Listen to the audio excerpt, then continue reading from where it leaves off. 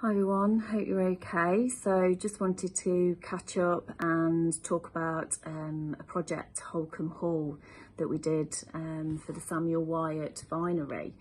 So we repaired some cast iron supports and we also did the fanlight, the window placement that sits at the top of the building, and I did do a post about this a few weeks ago, but it's actually now being put back into situ, and the client sent us some photos, so I'll add them in the comments box so you can see the finished result, and we're absolutely thrilled with it.